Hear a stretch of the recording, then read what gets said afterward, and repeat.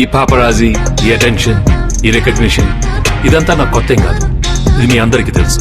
కానీ వాళ్ళకి మీరు అదే అనుకుంటున్నారు కదా. వాసవి ఆనంద నిలయంలో నచ్చిన ఫ్లాట్ తీసుకొని ఎవరైతే జీవితాన్ని పరిపూర్ణం చేసుకుంటారో వారిని కూడా అందరూ సెలబ్రిటీలా చూస్తారు. వాసవి ఆనంద నిలయం, abode of happy living at LB Nagar.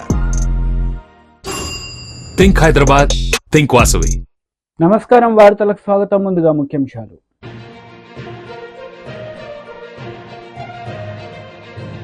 Etela Rajender press meet, పలు అంశాలపై వివరణ. మాజీ మంత్రి అంబటి రాంబాబు ప్రెస్ మీట్, పలు అంశాలపై వివరణ. బీజేపీ లీడర్ మీడియా సమావేశం నిర్వహించారు. ఈ సందర్భంగా పలు అంశాలపై ఆయన మాట్లాడారు. అది లేకుండా పోతా ఉన్నాడు. వాడు ఏం చేస్తాడో తోని పరిస్థితి వస్తుంది. వాడు ఎప్పుడు ఏం చేస్తాడో, ఎలా మనం ఎంత గొప్పగా ఎదిగినా, మనం ఎంత గొప్ప పొజిషన్లో ఉన్నా, మనకు సుఖాంతమైన జీవితం ఉన్నప్పటికీ కూడా సమాజంలో ఇలాంటి దుస్తాంతాలు మళ్ళా ఒళ్ళు జల్దరించే పద్ధతి ఉంది. మన రక్షణ లేకుండా పోతా ఉంది. బయటికి పోతే ఏమైతే తెలియని పరిస్థితి ఉన్నది. కాబట్టి డెఫినెట్గా ఇవాళ ఇంతకుముందు నిర్భయ వచ్చింది, చట్టం వచ్చింది, కానీ జరుగుతూనే ఉన్నాయి ఇట్లాంటివన్నీ కూడా. అసలు చెప్పుకోలేకపోతున్నారు. అలవాటు అయిపోయింది. అది ఇవి జరుగుతలే అనేటువంటి పరిస్థితి వచ్చింది. ఇది మంచిది కాదు. ఎంత సంపద పెరిగినా, ఎంత ఎత్తుకు ఎదిగినా మానవ సంబంధాల్లో ఇవాళ ఇలాంటి పరిణామాలు మన తిరోగమనలకు చూపిస్తున్నాయి. రిగ్రెసివ్ మేనర్ చూపిస్తుంది తప్ప ప్రోగ్రెసివ్ మేనర్ చూపించలేనటువంటి విషయాన్ని పాలకులుగా, పార్టీల నాయకులుగా అర్థం చేసుకోవాల్సి అక్కడ ఉన్నది. డాక్టర్లుగా పేషెంట్ ట్రీట్మెంట్ ఇస్తారు. ఇంజనీర్లుగా సమాజం ఒక రోడ్డు ఎత్తరు కావచ్చు, బ్రిడ్జ్ కడతారు కావచ్చు. కానీ ఇలాంటి వాటిని నియంత్రించే కర్తవ్యం, బాధ్యత సోషల్ సైంటిస్ట్గా రాజకీయ నాయకుల పైన ఉంటారనే విషయం మేము మర్చిపోకండి. ఇది మంచిది కాదు. దీని పట్ల మేధోమథనం జరగాలి. దీని పట్ల దీనికి పరిష్కారానికి ఏదైనా మార్గాలు వెతుకడం అక్కడ ఉందని చెప్పి మనవి చేస్తూ, వాళ్ళని వెంటనే అరెస్ట్ చేయడమే కాకుండా ఉరితీయాలి. అట్టాటోళ్ళని బహిరంగంగా తీయాలి తప్ప ఏదో కాడ ఇవాళ మనం చూస్తూ ఉన్నాం. ఇట్లాంటి పిచ్చి పనులు చేసినా, సైకోల పని చేసినా, సాడిస్ట్గా ఉన్నటువంటి వాళ్ళను చట్టాలు కూడా ప్రొలాంగా వాళ్ళకు విచారణ జరపకుండా ఇలాంటి వాటి మీద నిర్ధారణ అయితే తక్షణమే చర్య చేపట్టి ప్రజానీకానికి ఒక విశ్వాసం కలిగించాల్సిన బాధ్యత ఉందని చెప్పి నేను డిమాండ్ చేస్తూ, వాళ్ళని అరెస్ట్ చేయాలి, వాళ్ళు ఉరితీయాలని చెప్పి డిమాండ్ చేస్తూ, డాక్టర్లకి శాశ్వతంగా ప్రొటెక్షన్, డాక్టర్లకి గౌరవం, డాక్టర్లుగా పేషెంట్లను గతంలో ఎట్లయితే ప్రేమపూర్వకంగా చూసే వాతావరణం ఉందో ఆ వాతావరణం కల్పించే బాధ్యత కూడా ప్రభుత్వాల మీద ఉందని చెప్పి నేను డిమాండ్ చేస్తూ, మీ అందరికీ మీ సంఘీభావానికి, మీరు చేస్తున్న ఉద్యమానికి సంపూర్ణంగా మద్దతు ఇస్తూ సెలవు తీసుకున్న. నమస్కారం. జై తెలంగాణ. ఆవాజ్ దో. ధన్యవాదాలు సార్. మీరు మనసు విప్పి మీరు మాకు మద్దతు ప్రకటించడం మా అదృష్టం సార్. మీరు మాకన్నా ఎక్కువ బాధతోని మీరు ఈరోజు సమాజాన్ని అందరికీ విప్పి చూపారు. దయచేసి మీరు అనుకున్నట్టు ఇలాంటి సంఘటనలు పునరావృతం కాకుండా ఉండాలంటే రాజకీయ నాయకులైన మీరు దయచేసి చట్టాలు తేవాలి సార్. ఆ చట్టాలు తేవడమే కాదు, చట్టాలను కఠినంగా అమలు చేసే బాధ్యత కూడా మీ మీదే ఉందని దయచేసి ఈ సభకు తెలుస్తున్నారు. మా ఐఎంఏ తెలంగాణ స్టేట్ తరఫున ఈటెల రాజేందర్ మల్కాజ్గిరి ఎంపీ గారికి కృతజ్ఞతలు తెలియజేస్తున్నాను సార్. ధన్యవాదాలు. నమస్కారం సార్, చాలా థ్యాంక్స్.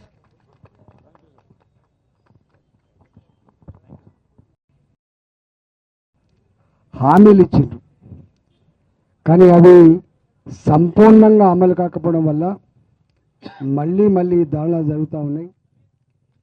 ఎంతకాలమని స్టెథోస్కోప్లు పట్టుకొని పేషెంట్లకు సర్వీస్ అందించాల్సిన మేము, హుందాగా బతకాల్సిన మేము, వైద్యో నారాయణో హరి అని చెప్పి కీర్తించే ఈ సమాజంలో ఎందుకు మాకు ఈ దుస్థితి అని చెప్పి ఇవాళ డాక్టర్లుగా ఈ రోడ్ల మీదకి వచ్చిన తీరు సమాజానికి మంచిదైతే కాదు. నాకు తెలిసి చిన్నప్పటి నుంచి కూడా డాక్టర్లు అయ్యేవాళ్ళు క్లాస్ రూమ్లో గొప్పగా చదువుకునే వాళ్ళు, టాప్ ర్యాంక్స్ మంచిగా చదువుకునే వాళ్ళు. మీరు ఏమవుతారంటే ఐఏఎస్ అని చెప్పరు, ఐపీఎస్ అని చెప్పరు, ఇంజనీర్ అని చెప్పరు, డాక్టర్ కావాలని కోరుకుంటారు. అంత క్రీమ్ లాంటి అంత కష్టపడి చదువుకొని సరే డబ్బులు సంపాదించాలి, అందరూ ఉండొచ్చు ఉండకపోవచ్చు, వృత్తి మీద కొంతమందికి గౌరవం ఉండొచ్చు లేకపోవచ్చు, కానీ మెజారిటీ డాక్టర్లు అనాదిగా ఇవాళ సేవలు అందించే వాళ్ళు.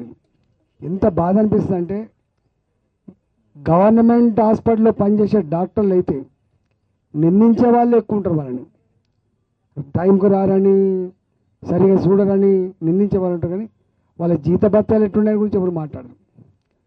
ఒక డాక్టర్ బయటికి రావాలంటే 5.5 సంవత్సరాలు కేవలం ఎంబీబీఎస్ మాత్రమే కాదు, ఇవాళ మళ్ళీ పీజీ చదువుకుంటే తప్ప డాక్టర్గా పరిగణిస్తలేదు. ఇవాళ ఎంబీబీఎస్ డాక్టర్ అంటే వెనుకట గొప్ప వాల్యూ ఉండే, ఇవాళ ఎంబీబీఎస్ డాక్టర్కి వాల్యూ లేదు. పీజీ చదువుకుంటే తప్ప డాక్టర్ అనే పరిస్థితి లేదు.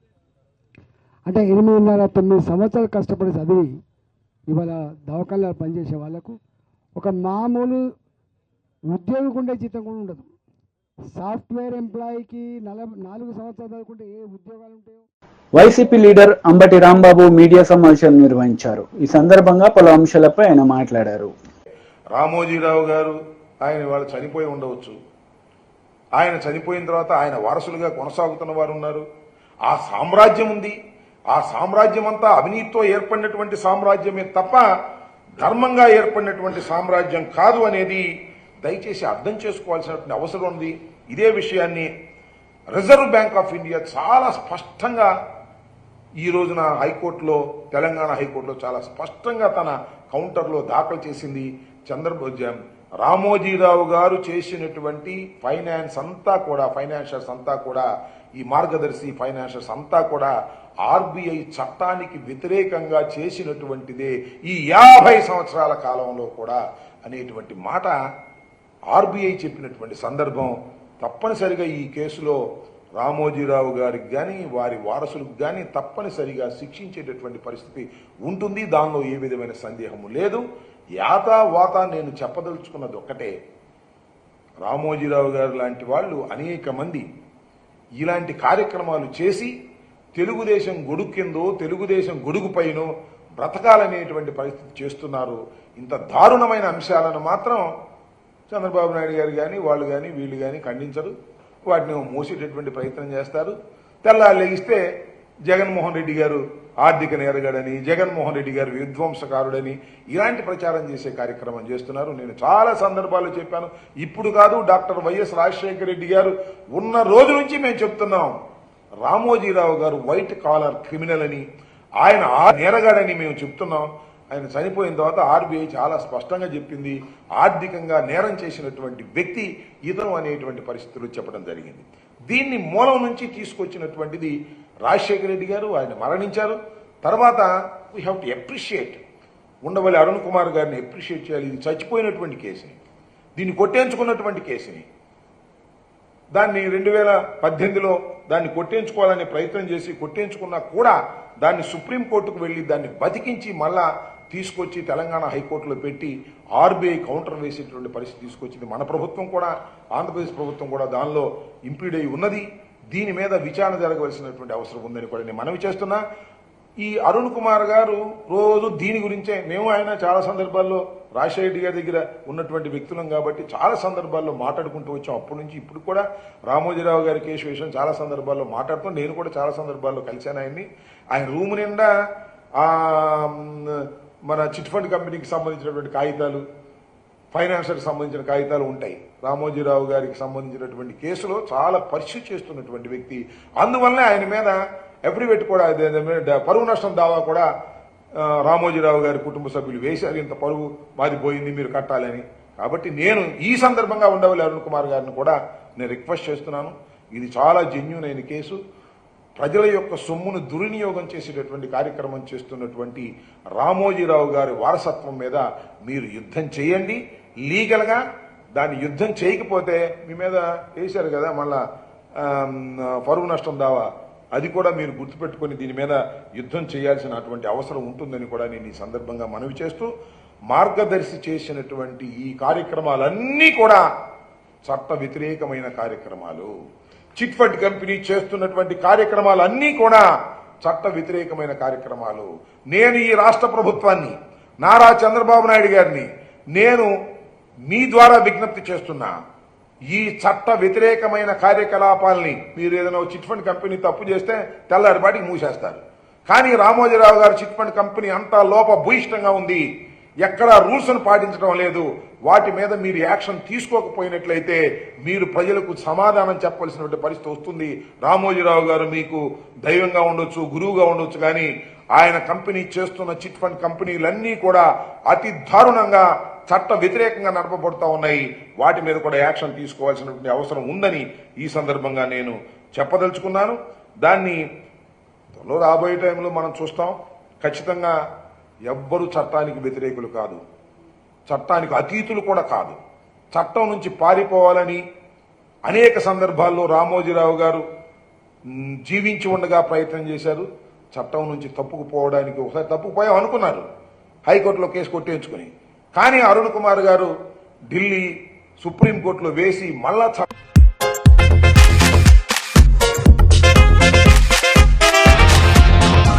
ఈ పాపరాజీ, ఈ అటెన్షన్, ఈ రికగ్నిషన్ ఇదంతా నాకు కొత్త కాదు, ఇది మీ అందరికీ తెలుసు. కానీ వాళ్ళకి మీరు అదే అనుకుంటున్నారు కదా. వాసవి ఆనంద నిలయంలో నచ్చిన ఫ్లాట్ తీసుకొని ఎవరైతే జీవితాన్ని పరిపూర్ణం చేసుకుంటారో వారిని కూడా అందరూ సెలబ్రిటీలా చూస్తారు. Vasavi Ananda Nilayam, abode of happy living at LB Nagar. Think Hyderabad, think Vasavi. చట్ట పరిధిలోకి తీసుకొచ్చినటువంటి సందర్భం శభాష్ అనిపించేటువంటి సంఘటన.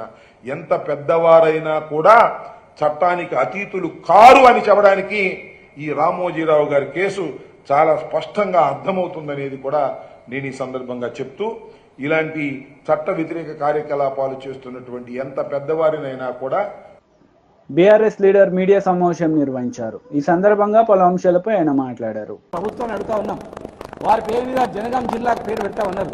ఇమ్మీడియట్ గా ఈరోజు అనౌన్స్ చేస్తే మీరు అన్న ప్రకారం, మీ మేనిఫెస్టో ప్రకారం మరి మాట ఇచ్చినట్టు అవుతుంది. ముందు మేము అడిగాం, మరి ఈరోజు రోజులలో మీరు వస్తుందని తెలిసింది, మరి కంపల్సరీ రావాలి, వచ్చినప్పుడు ఇది అనౌన్స్ చేయాలని చెప్పి మేము అడుగుతా ఉన్నాం. ఒక రాజకీయ కోణంలో మేము విమర్శని కాదు, పేద వర్గాలకు సంబంధించినటువంటి ఒక వర్గాల నుంచి వచ్చినటువంటి వ్యక్తులుగా ఒక కులం లేదు, ఆయనకు అన్ని కులాలను ఇన్ని వర్గాలను దారి తీసింది. కనుక ఆయన జీవిత చరిత్ర అవసరం, తెలంగాణకు అవసరం, ప్రస్తుత రాజకీయ పరిస్థితులు చాలా అవసరం. కనుక జనగామ జిల్లాను ఇమీడియట్ గా పేరు మార్చి జిల్లా ఇవ్వాలి. ట్యాంక్మెంట్ పైన మేము ఇచ్చిన జిల్లాను అమలు చేస్తూ విధానం ఏర్పాటు చేయాలా. ఆయన పేరు మీద 500 కోట్ల భూమి ఇచ్చి 5 కోట్ల నిధులు విడుదల చేసినాం. ఆ భవనానికి పేరు కూడా పెట్టాం కనుక ట్రస్ట్ కూడా సన్నగాయపాపని ట్రస్ట్ అని పేరు కూడా పెట్టాం కనుక ఇమీడియట్ గా దాన్ని కూడా అందుబాటులోకి తీసుకురావాలి. ఆయన చరిత్రను పాఠ్యాంశాలు చేర్చాలి. అసెంబ్లీ దగ్గర కూడా, సెక్రటరీ దగ్గర కూడా మరి ఆయన యొక్క ఫోటోలు పెట్టాలి. అసెంబ్లీలో కూడా రాజు, ఈ హైదరాబాద్ కి రాజు అయినటువంటి చరిత్ర కనుక అసెంబ్లీలో కూడా ఆయన విగ్రహాన్ని ఏర్పాటు చేయాలా. ప్లస్ ప్రజలకు ఆయన చేసిన సంస్కరణలు, ఆయన మార్పు అవన్నీ కూడా జనం తెచ్చేటట్టు చేయాల్సిన అవసరం ఉంది. మీరు ఇచ్చిన మేనిఫెస్టో ప్రకారం మరి 20% వైశాఖ రిజర్వేషన్ ఇస్తామన్నారు, అది కూడా అమలు చేయాలా. ఆయన జన్మదిన సందర్భంగా ఒక పీడిత వర్గాల నుంచి ఒక వచ్చినటువంటి వ్యక్తి కనుక, ఒక వృత్తి నుంచి వచ్చిన వ్యక్తి కనుక దానికి సంబంధించిన వృత్తిపరమైనటువంటి కూడా ఈరోజు ఇచ్చినట్లయితే మరి మీరు ఇచ్చిన మాట నిలబెట్టుకోవాలి అవుతారని చెప్పని మరి వారికి ఖచ్చితంగా ఘనమైనటువంటి నివాళులు చూస్తూ ప్రతి ఒక్కరు ఆయన చరిత్రను తెలుసుకొని ఆయన ఆదర్శంగా తీసుకొని అన్ని వర్గాలను, అన్ని కులవృత్తులు, రైతులను, కులవృత్తులను కలుపుకొని ముందుకు పోయి రాజకీయ చరిత్రను చేయాలని చెప్పని మరి బీసీ జనగణను కూడా ఇమీడియట్ గా చేయాలని చెప్పని కూడా ఈ సందర్భంగా మేము ఆయన రిక్వెస్ట్ చేస్తా ఉన్నాం. ఇప్పుడు చివరిగా పొన్నాల లక్ష్మణ గారు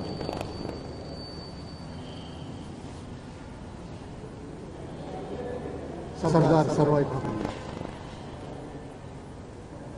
కిలాషాపురం ఆ గ్రామవాసిగా చరిత్ర, స్ఫూర్తి ఒక చెప్పుకోవాల్సిన అవసరం ఈరోజు వారి కార్యకలాపాలకు నివాళులు అర్పించడం మరొకటి. ఆ స్ఫూర్తితో ముందడుగు వేయడానికి చేసే చర్యలు చేపట్టాల్సిన అవసరం. సామ్రాజ్యవాదులకు వ్యతిరేకంగా ఈ ప్రాంతవాసులకు ఆదర్శంగా నిలిచిన వ్యక్తి సర్దార్ సర్వాయి. అదేవిధంగా పీడనకు, దోపిడీకి అడ్డుకట్ట వేసి సామాన్య ప్రజలందరూ సమానత్వం కోసం పోరాటం చేసే దాంట్లో ఈ ప్రాంత చరిత్రలో అగ్రగామిగా నిలిచిన వ్యక్తి సర్దార్ సర్వేపల్లి. వారి విగ్రహం మొట్టమొదటిసారిగా లండన్ మ్యూజియంలో ఉన్న ఆయన పటాన్ని తీసుకొని దాని ద్వారా 1998 జనవరిలో మా గ్రామంలో నేను స్వయంగా విగ్రహం ఏర్పాటు చేసే అవకాశం నాకు లభించినందుకు సంతోషపడుతున్నాను, గౌరవపడుతున్నాను, స్ఫూర్తిదాయకంగా మిగిలిపోతున్నాను. ఆ తర్వాత భువనగిరి ఇక్కడ 2-3 విషయాలు. తెలంగాణ పోరాటం ఎవరు సమ్మక్క సారలమ్మ కాకతీయుల రాజ్యాధికారం మీద పోరాటం చేస్తారు. అదే స్ఫూర్తితో మరి 17వ శతాబ్దంలో 374 జన్మదినం జరుపుకుంటున్నాం సర్దార్ పాపన్న. ఆ తర్వాత దొడ్డి కొగురయ్య, సాకలి ఐలమ్మ. ఇది తెలంగాణ చరిత్ర. సర్దార్ పాపన్న చరిత్రే తెలంగాణ సాధనకు ఉపయోగపడిన దాంట్లో సందేహం లేనేలేదు. అందుకు ప్రొఫెసర్ జయశంకర్ గారు ముందుపడ్డాం. ఆ తర్వాత కేసీఆర్ గారు తన కార్యక్రమాలను విస్తరింపజేసి పార్టీలను, వ్యక్తులను, సమాజాన్ని ఒత్తిడితో ఒప్పించే అవకాశం తీసుకున్నందున ఈరోజు మనం మరింత గర్వపడాల్సిన అవసరం ఉంది. ఆ దిశలో పట్ల కేసీఆర్ గారు స్టెప్స్ ముందే ఇవాళ దాన్ని స్మరించుకోవడంతో పాటు అది ముందుకు తీసుకోవడంతో పాటు సమానత్వ సాధన ఇది నిరంతర పోరాట కార్యక్రమం తరతరాలుగా జరుగుతున్న వాస్తవం. కానీ సమానత్వ సాధన లోపల అలసత్వం ఉండకూడదు అని గుర్తు చేసుకోవడానికి, ముందడుగు వేయడానికి, తద్వారా ప్రజల్ని చైతన్యపరచడానికి చేసే కార్యక్రమాలు మరి నిర్వామంగా చేయాల్సిన అవసరం గుర్తుకొస్తుంది. ఈ సందర్భంగా ఇలాంటి చరిత్ర కలిగిన మహనీయుల చరిత్రను పాఠ్యాంశాలుగా ఉంచి ఈ తరానికి, ముందు తరాలకు, సర్వదా ఈ ప్రాంత వాసులకు, జనరేషన్స్ కి తరతరాలుగా నిలిచిపోయిన విధంగా ఈ అంశాన్ని ముందుకు తీసుకెళ్లాల్సిన బాధ్యత ప్రభుత్వాల మీద, రాజకీయ నాయకుల మీద, అదేవిధంగా సమాజంలో మంచి గురించి, సమానత్వం గురించి ఆలోచించే ప్రతి వ్యక్తి ఆలోచించాల్సిన అవసరం ఉంది. టీడీపీ లీడర్ మీడియా సమావేశం నిర్వహించారు. ఈ సందర్భంగా పలు అంశాలపై ఆయన మాట్లాడారు. పోలీస్ డిపార్ట్మెంట్ వచ్చింది. 2 చోట్ల ఇక్కడ కాలిపోయి ఉన్నాయి. అక్కడ ఒక చోట, ఇక్కడ ఒక చోట, లోపల సగం కాలనీ. 3 చోట్ల మీరు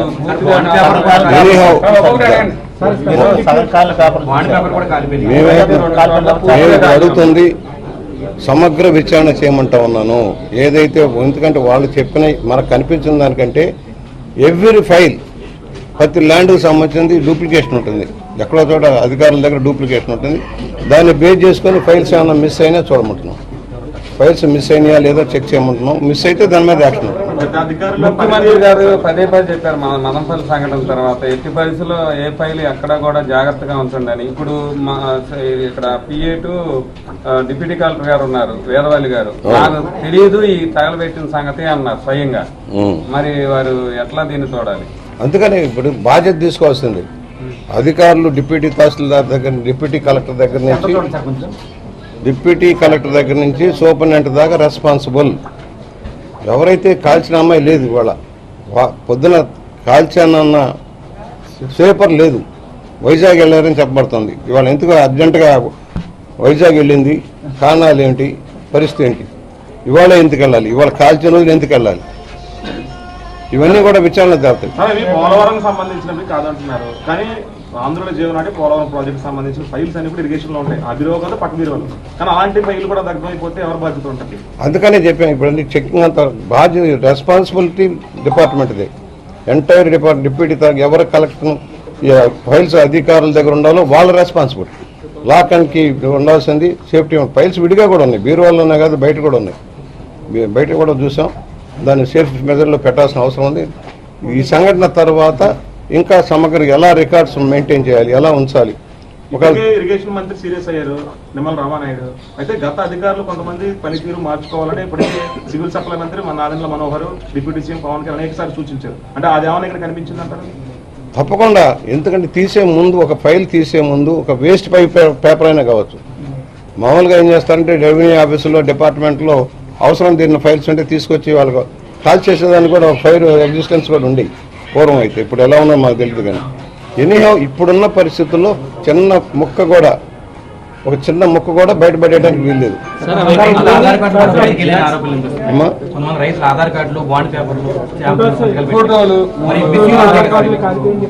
చెక్ చేస్తారు, చెక్ చేయమన్నాం. అప్పుడే అవలా నేను నిర్ధారణకు రావట్లా. విచారణ చేసిన తర్వాత పూర్తిగా అసలు ఏం జరిగిందనేది డిపార్ట్మెంట్ ఎంక్వైరీ చేస్తుంది. అందరి దగ్గర స్టేట్మెంట్లు తీసుకుంటూ ఉన్నారు. అది పగలు జరిగిన సంఘటనగా ఉంది, రాత్రిపూట జరగల, పగలు జరిగిన సంఘటన. దాని మీద కూడా ఇప్పుడు ఎస్పీ గారు కూడా వెంటనే రియాక్ట్ అయ్యి డిపార్ట్మెంట్ని పంపించారు. అలాగే కలెక్టర్ గారు కూడా డిప్యూటీ కలెక్టర్ గారిని, ఆర్డీఓ గారిని అందరూ పంపించారు. ఆర్డీఓ గారు విచారణ చేస్తున్నారు. ఆర్డీఓ గారు చెప్పడం ఏంటంటే ఇందులో ఒక రికార్డ్ రూమ్ లేదు, ఒక ఫైల్ కూడా లేదు, మొత్తం జిరాక్స్ కాపీలు, వేస్ట్ పేపర్స్ అక్కడ పెన్తో రాసినవి క్లియర్ గా కనిపిస్తున్నాయి. ఇప్పుడు కాల్చినవి చూసిన చోట, నేను చూసిన చోట అన్ని టైపుడు, ఆల్ టైపుడు. దాని మీద సిగ్నేచర్ల దగ్గర కూడా సిగ్నేచర్ లేవు. డిప్యూటీ తహసీల్దార్ కానీ ఏ సిగ్నేచర్ లేవు. ఊరిక క్లర్కల్ గా వచ్చిన దగ్గర ఫాలోయింగ్ తప్పితే ఫైనల్ సంతకాలు కానీ ఏం కనిపించలా ఇప్పుడు ఉన్న దాంట్లో.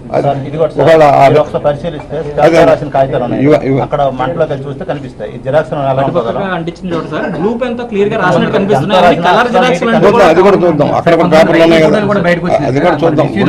విచారణ మనం కన్క్లూజన్ రావట్లా, మీరు కానీ నేను కన్క్లూజన్ రావట్లా. సమగ్ర విచారణ చేస్తారు. అవసరమైతే సైంటిఫిక్ పేపర్లన్నీ కూడా పోలీస్ డిపార్ట్మెంట్ హ్యాండ్ ఓవర్ చేసుకొని అది. సార్, రైతుల ఫోటోలు కూడా బయటకు వచ్చినాయి. మరి ఫోటోలు బయటకు వెళ్తే, ఆధార్లు బయటకు వెళ్తే మిస్యూజ్ అయ్యే అవకాశం లేదంటారు. ఉంటుంది. అవి జిరాక్స్లు అంటారు, ఇవి జిరాక్స్లు అంటున్నారు.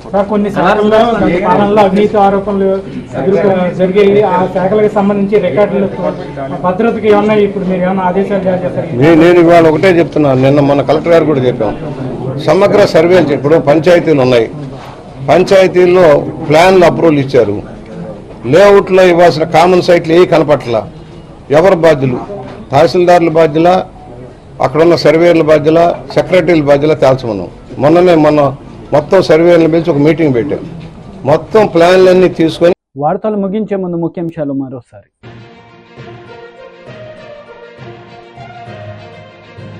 ఈటెల రాజేందర్ ప్రెస్ మీట్, పలు అంశాలపై వివరణ.